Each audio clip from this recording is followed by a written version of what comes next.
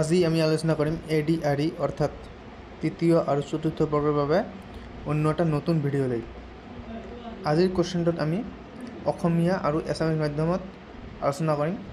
তো প্ৰথম কুৱেশ্যনটো হৈছে When was the region of Matak and Shodhia annexed by the British? এছামিজটো হৈছে মটক আৰু শদিয়া অঞ্চলটো কেতিয়া ইংৰাজে নিজৰ অধীনলৈ আনিছিল। অপশ্যন নম্বৰ এ হৈছে 1828, বি হৈছে 1839, চি হৈছে 1842, ডি হৈছে 1826। আমি ভিউ এনচাৰত ক্লিক কৰিম আৰু শুদ্ধ উত্তৰ পাই যাম। এই শুদ্ধ উত্তৰ হৈছে অপশ্যন নম্বৰ চি 1842।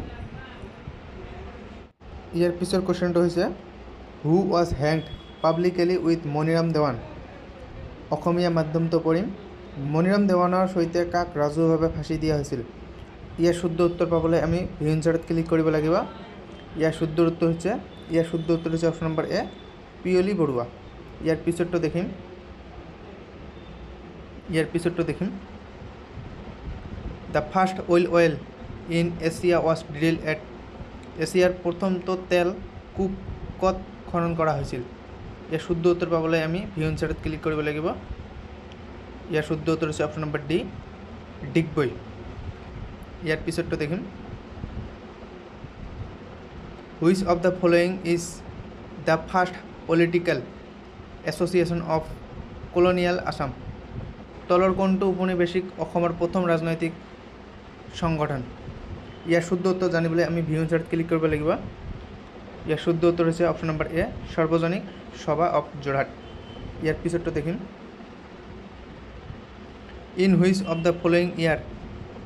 আচলতে স্পেলিংটো ইয়াত শুদ্ধ হোৱা নাই, এইটো হ'ব অসমীয়া ভাষা সাধনী সভা ৱাজ ফৰ্মড। অসমীয়াটো ভালদৰে বুজি পাবা। অসমীয়া ভাষা উন্নতি সাধনী সভা কেতিয়া গঠন হৈছিল। Very important question. ইয়াৰ শুদ্ধ উত্তৰ হৈছে 1888 1888 চনত। ইয়াৰ পিছৰটো দেখিম where did the first session of the Assam association held. Assam সংস্থাৰ প্ৰথম অধিৱেশন ক'ত অনুষ্ঠিত হৈছিল। Very important question. Option number A হৈছে যোৰহাট, বি হৈছে ডিব্ৰুগড়, চি হৈছে তেজপুৰ, ডি হৈছে গুৱাহাটী। শুদ্ধ উত্তৰ জানিবলৈ আমি ভিউ এনচাৰত ক্লিক কৰিব লাগিব। ইয়াৰ শুদ্ধ উত্তৰ হৈছে অপশ্যন নম্বৰ বি ডিব্ৰুগড়। ইয়াৰ পিছৰটো দেখিম 7 number question the headquarter of Assam সাহিত্য সভা ইজ চিটুৱেটেড এট। অসমীয়াতে পঢ়িম। অসম সাহিত্য সভাৰ মুখ্য কাৰ্যালয় ক'ত অৱস্থিত। অপশ্যন নম্বৰ এ হৈছে শিৱসাগৰ, বি হৈছে গুৱাহাটী, চি হৈছে তিনিচুকীয়া, ডি হৈছে যোৰহাট। ইয়াৰ শুদ্ধ উত্তৰ জানিবলৈ আমি ভিউ এনচাৰত ক্লিক কৰিব লাগিব। ইয়াৰ শুদ্ধ উত্তৰ হৈছে অপশ্যন নম্বৰ ডি যোৰহাট। ইয়াৰ পিছৰটো দেখিম who was the first elected president of the Assam Pradesh Congress committee. Assam Pradesh Congress কমিটিৰ প্ৰথম নিৰ্বাচিত সভাপতি কোন আছিল। Very important question. ইয়াৰ শুদ্ধ উত্তৰ জানিবলৈ আমি ভিউ এনচাৰত ক্লিক কৰিব লাগিব। ইয়াৰ শুদ্ধ উত্তৰ হৈছে কাবিলাল উপাধ্যায়। ইয়াৰ পিছৰটো দেখিম 9 number question who was the chief president of the Swaraj party in Assam. Very important question. অসমৰ স্বৰাজ পাৰ্টিৰ মুখ্য সভাপতি কোন আছিল। ইয়াৰ শুদ্ধ উত্তৰ জানিবলৈ আমি ভিউ এনচাৰত ক্লিক কৰিব লাগিব। ইয়াৰ শুদ্ধ উত্তৰ হৈছে option number D Tarunram Phukan. ইয়াৰ পিছৰটো দেখিম 10 number question which one is the only Assamese who represented India in the round table conference held at London in 1930।